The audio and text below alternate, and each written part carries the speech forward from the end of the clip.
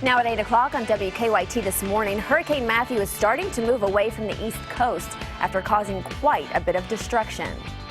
A Nicholasville man is now the second person in Kentucky to have his replacement Samsung Galaxy phone blow up on him, and he went to the hospital. And the UK Wildcats get another SEC win, this time on homecoming. Highlights of the game plus your forecast coming up on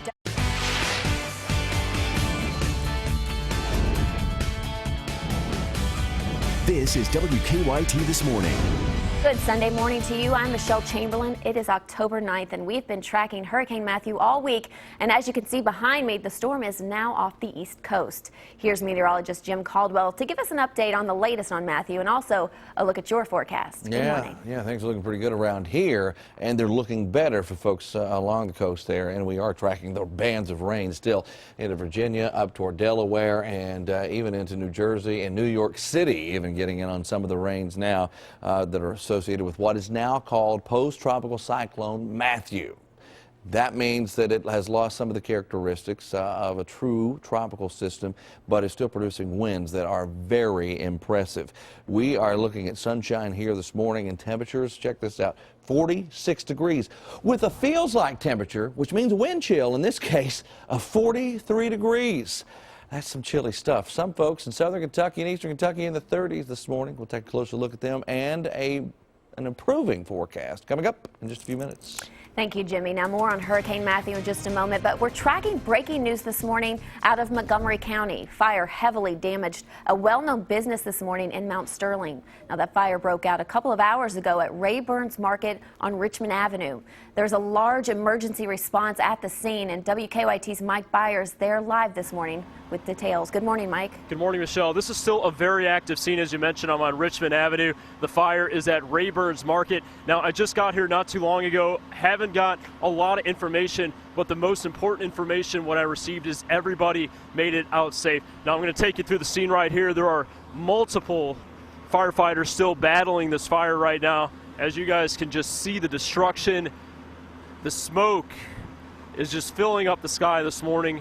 Once again, this is on Richmond Avenue at Rayburns Market. Montgomery County Fire Department is on hand right now, and you know, you can see this lady right in front. You know, a lot of people are just standing around kind of in awe right now. I spoke to several police officers who say this is a very well-known business here in Mount Sterling. So devastation, once again, the most important information from this morning. I was told that everybody has made it out safe, and firefighters are just out right now continuing to battle this blaze. It started just after 6 this morning, and you guys can see there just isn't much left right now. It's just a devastating scene here on Richmond Avenue in Mount Sterling. So I'm going to work on getting more information. Make sure you keep it with WKYT throughout the morning, as we will bring you the latest information on air, online, and through our WKYT mobile news app. But once again, firefighters still out here battling this enormous fire on Richmond Avenue at Rayburns Market. That's what I know right now here in Mount Sterling. Mike Byer, WKYT. Thank you, Mike. Hurricane Matthew is off the East Coast this morning, as you can see behind me, after causing billions of dollars of damage and killing at least 10 people in the United States. It has now been downgraded to a post-tropical cyclone. Edward Lawrence reports on more from Charleston, South Carolina. We were going to be out here for like another two weeks or so. Evacuees are waiting to return home after Matthew brought record-breaking flooding and damaging winds to parts of the southeast, hitting North Carolina hard Saturday and overnight with torrential rain and a destructive storm surge.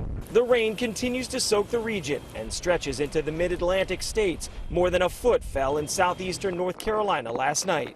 It's reported that it's all underwater right now. The deluge reached as far west as Raleigh, damaging homes and businesses. A FEMA search and rescue team from New York City saved 3 people in Fayetteville after their SUV got stuck in the rushing water. Matthew hugged the southeast coastline as it moved north, sparing coastal communities from severe wind, but causing devastating flooding like here in Charleston. There are reports of scattered looting at homes and businesses, including this gas station in Garden City, Georgia. Pretty frustrating because people don't care about, you know, what they got. I mean, local store right here to help the community and everything, try to get opened up. In Florida, Matthew caused severe coastal erosion, wiping away beaches and destroying coastal roads. Experts predict Matthew will leave behind $4 to $6 billion worth of damage here in the U.S., an impressive sum, but far less than Superstorm Sandy's $20 billion and Hurricane Katrina's $40 billion. Edward Lawrence, CBS News, Charleston, South Carolina. Now, there is a high risk of flash flooding through this morning across parts of North Carolina and southeast Virginia. A Lexington volunteer group is preparing to help out those affected by Hurricane Matthew. The Civil Air Patrol is heading out today to help by taking aerial pictures for FEMA, which will give crews on the ground a much-needed break. Evans Jones says it's about helping out those in need. When the ice storm was in Kentucky, Indiana and Ohio came in and helped us. They took photographs for us while we were dealing with our homes and our families. So it's a great mobile force that can go anywhere in the country and help out. The Civil Air Patrol of Kentucky leaves for South Carolina today and will stay as long as they are needed. For the latest updates on the storm, keep checking our website, WKYT.com, or you can download the free WKYT News app. A Nicholasville man now says his phone exploded and even sent him to the hospital. Micah Claring says on Tuesday morning he woke up to a Samsung Galaxy Note 7 smoking. But this was his replacement phone after Samsung recalled his original for the same issue. Claring then went to the hospital where he was diagnosed with acute bronchitis. He says now that he thought his phone was safe. The phone's supposed to be the replacement, so you would thought it was safe. It wasn't plugged in, it wasn't anything, it was just sitting there. Now, you may remember a man on a Louisville plane had his replacement phone catch fire earlier this week when he powered it down. We have reached out to Samsung for comment, but they say they are not ready to comment on this case. Now, in more local news this morning, police are still investigating a crash that left one person dead in Lexington. It happened yesterday morning on Interstate 75 near the Ironworks Pike exit. Police say the victim lost control of his car, causing it to catch fire. Police say the man killed was trapped under his car. A witness says they saw the car hit a concrete barrier. Now, investigators don't know the official cause, but they do believe the driver either fell asleep or had some type of medical issue. The victim's name has not been released. Lexington police say a teen may be responsible for 2 attempted robberies. Police say the teen robbed the Dominos yesterday afternoon at Tiverton Crossing. Now, he stole cash from the register and the clerk's wallet before police say he got into a black Nissan. They do believe it's the same person who was seen with a gun behind the Dollar General on Southland Drive minutes earlier. Police got a call about a man with a gun behind that store, but did not find anyone. The teen is still on the run this morning. Moving on to national news this morning, there's new information on the police shooting in California that left 2 police officers dead. Police say the suspect was taken into custody earlier this morning. Now, police identified him as 26-year-old John Felix. The shooting happened in Palm Springs. That's just about 2 hours east of Los Angeles. Police say 3 officers were trying to resolve a family dispute when a man started shooting. 2 officers were killed and a 3rd officer is being treated at a hospital. Police say the shooting did not have to happen. The officers, from what I understand, were at the front, near the front door, trying to negotiate with the suspect to just comply. It was a simple family disturbance, and he elected to open fire. The shooting comes just days after a Los Angeles County Sheriff's Sergeant was shot and killed. A man has been charged in that case. Tonight is debate number 2 between Donald Trump and Hillary Clinton, and Trump will face tough questions after a recording exposed him making vulgar comments about women. On Friday, the Washington Post shared a tape of Trump saying sexist comments about women while on the set of Access Hollywood. Then yesterday, CNN uncovered more audio of Trump making crude comments on the Howard Stern's radio show over the past 17 years. Now, dozens of Republicans who formerly supported Trump are now asking for him to drop out of the race. One expert says Clinton should leave the scandal alone during tonight's debate. She can't say anything or add anything to it that's going to make it worse. And what she has to do is to avoid anything that suggests she's sort of paraphrasing what he said. Trump's wife, Melania, also had issued a statement calling Trump's words offensive and unacceptable. The presidential debate is scheduled for tonight at 9 o'clock, and you can watch it right here on WKYT. The UK Wildcats survived their homecoming game against Vanderbilt yesterday afternoon, getting the 20-13 win. Lee K. Howard has your highlights from the Cats' big game. Well, if the Wildcats want a shot at a bowl game, yesterday's game against Vandy was seemingly one that UK had to have. Wildcats likely had revenge on their minds as well after what happened last season in Nashville. The UK offense marched down the field on its first possession. JoJo Kemp working out of the Wild Kemp formation, caps a 9-play, 75-yard opening drive with a score. 7-0 Kentucky. Now in the second with 7-3. Quarterback Steven Johnson caps off a 13-play drive with a 3-yard scamper into the end zone. Kentucky had a 17-3 lead at halftime. The Cats' first possession, though, of the third quarter from their own 14-yard line. Boom Williams fumbles the ball, and it's a scoop and score for Vandy's Taurine Ferguson. That made it a one-possession game. Vandy would have a chance to tie the game and send it into overtime. Down by a touchdown, 7 seconds to go. 4th and goal. Kyle Shermer's pass incomplete. Exhale, right? Kentucky holds on to beat Vandy 20-13. The Cats' third win of the season and second in conference play. A big win for the Wildcats headed into that open week. Back to you. Definitely a much-needed win. WKYT This Morning is just getting started. Coming up with the second presidential debate coming up tonight, voters from one state say they'll be watching very closely. We'll show you what these voters are thinking in about 10 minutes. And carrying the team on your back is usually just an expression, unless you're these guys. That story's coming up after Jim's forecast. Oh, that fall there right in the face, my goodness. Nice weather is hanging around with us for the next few days, and Matthew is working off the coast. Everything's improving all around us. We'll track it coming up. Now, your hour-by-hour forecast with meteorologist Jim Caldwell. We have been tracking Matthew for a while now. We are about to watch that completely exit the coast and even take what little impact it has left on the area out of here. Now, obviously, they've had tremendous amounts of rain. I'll show you some of the estimates here in just a second, but the true direct new impact is about to subside because post-tropical cyclone Matthew, which essentially means the position of it and the less looking like a tropical system, has started to also disappear from the overall scheme here. But you can see the rain still showing up in Norfolk and to just outside of D.C. as well. But it's in New York City, some of the rain, all the way into parts of Massachusetts as well, into Boston. Even though the name has changed, the winds remain the same. We're still looking at 75-mile-per-hour winds, so it's very intense, to say the least. But it's not 145 miles per hour, and it's not causing the problems that a 145-mile-per-hour storm could cause.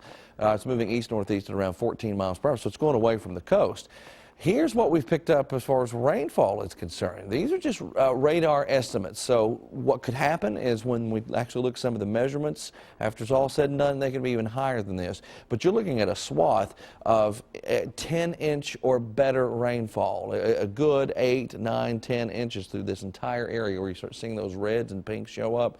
Intense rainfall. Last night when I first started looking at some of the rainfall estimates, well, more so yesterday afternoon, I had never seen this color on our coding system. Now, there are different radars you're going to find on the internet, you're going to find here as well. It's just how you label it and you get these colors. Anyway, I'd never seen the white, so it was kind of shocking to see. And there you see why. Better than 13 inches of rain in that little concentration. Just incredible.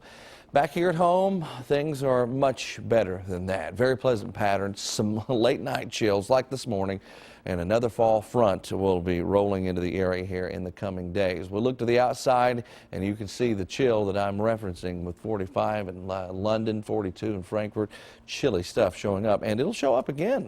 You can see it here in the 7-day forecast. I think as we go into your Monday morning, more low 40s, and here's the bigger issue perhaps, Michelle, we could end up in the upper 30s as well. So certainly, upper 30s? Yeah, certainly some chilly stuff showing up. We do recover for a little while at least. We can't complain, though. It's been beautiful here. It has been absolutely fantastic. 80s on Friday. So, I know. yeah. What can you say? So I love this story because I really do think this is right up your alley. Okay. Okay, it's about men making money and beer. Well, who doesn't love money, right? Right? But it's all about carrying your wife. It's a competition. Well, and I enjoy carrying my wife. You do? Yeah, of oh, course. Well, you'd be great at this then. Well, the 17th annual competition wasn't over the threshold, that kind of carry, okay. you know. Okay. Anyway, right. This competition, you need strong and determined couples to compete. The men had to carry their wives over log hurdles, traps, but the biggest problem was the mud pit. Couples bit the dust left and right once they got there. And I don't know if the mud pit's going to be your biggest problem. What's going to be my biggest problem? Well, you got to be strong to do this competition. Oh my! Wait just a second there. Anyway, you get your wife's weight in beer if you end up with first place, and 5 times your wife's weight in cold hard cash. That means this year's winner got 11 cases of beer and $665. Are you saying I'm not strong? I mean, you see this? Look at this. We got to go to break now. When WKYT This Morning returns. Split this jacket. Ohio is the state that every presidential nominee has had to win since 1964 to win the election. We'll show you what their voters are thinking after the break. And Tuesday night's Mega Millions jackpot is $49 million. Wednesday night's Powerball jackpot, $107 million. Welcome back to WKYT This Morning. So Ohio has a track record of picking the president.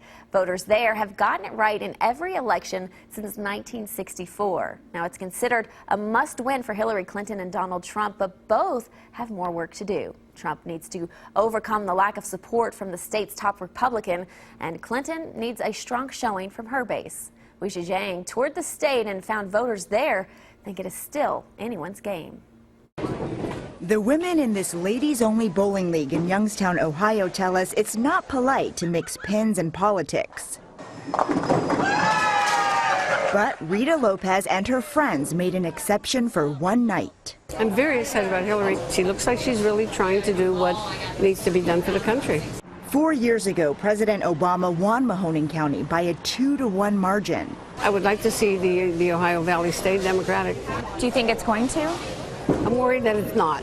I think that this country is not ready to do a black man and followed by a white woman. Mickey Garling and Chris Pavlik are both registered Democrats. Garling plans to vote for Donald Trump. Roughly 10% of voters in Ohio are undecided, including Pavlik. I'm listening and I'm taking it all in. Is there a chance you'll vote for Donald Trump? There is a possibility. He's going to have to show me that he's for the middle class. Why should she vote for Donald Trump? I think he is the one that can get this country going. The county's unemployment rate is nearly a percentage point higher than the national average. 30-year-old Devon Johnson is looking for a job after being laid off.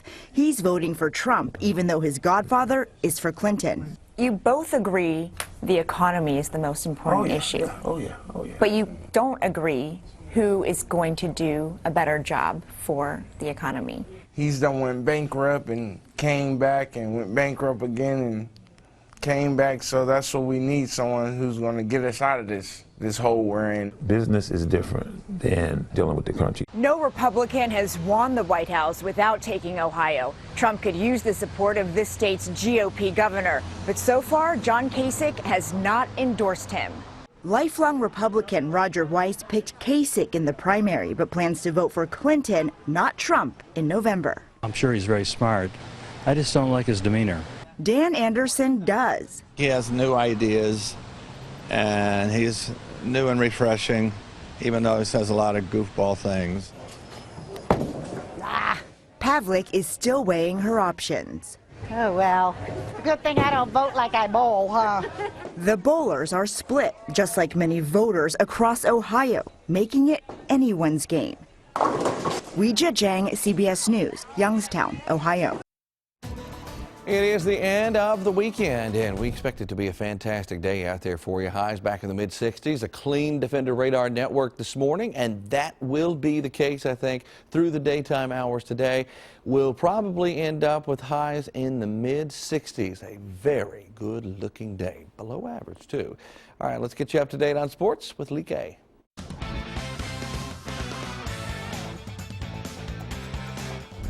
The Kentucky-Vanderbilt football rivalry dates back to 1896. Now, since then, it's been as evenly matched as you can find in college football. Each team with 42 wins in the series going into Saturday. The Wildcats looking to take back the series lead following last season's loss in Nashville. Wildcats march down the field on its first possession.